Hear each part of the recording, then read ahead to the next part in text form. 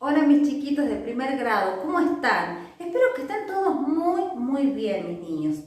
Hoy en este video vamos a aprender una nueva letra para así conocer su sonido y poder aprender a leer más palabritas.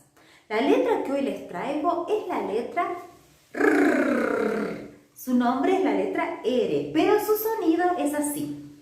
R. Vamos de nuevo. Perfecto, así es el sonido de la letra R. Muy bien, llegó el momento de saber cómo son los sonidos que se forman con nuestras amigas las vocales.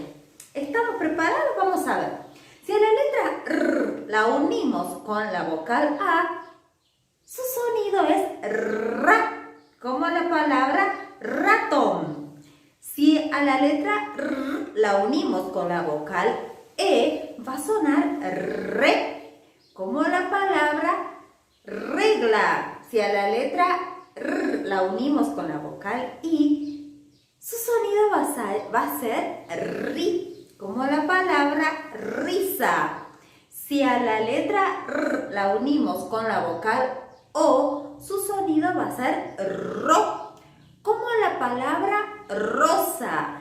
Si a la letra R la unimos con la última vocal, que es la U, su sonido va a ser RU, como la palabra ruta. Muy bien, así se han formado los 5 sonidos de la letra R.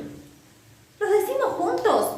Ra, re, ri, ro y ru.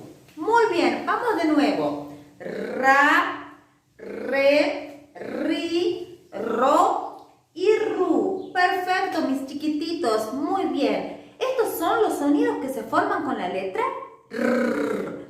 A estudiarlos mucho, a mirar el video muchas veces para que no se olviden y lo aprendan bien rapidito el sonido. Les mando muchos besos y un abrazo enorme a cada uno de ustedes. Los quiero mucho y nos vemos pronto por los Meet para practicar y así seguir aprendiendo.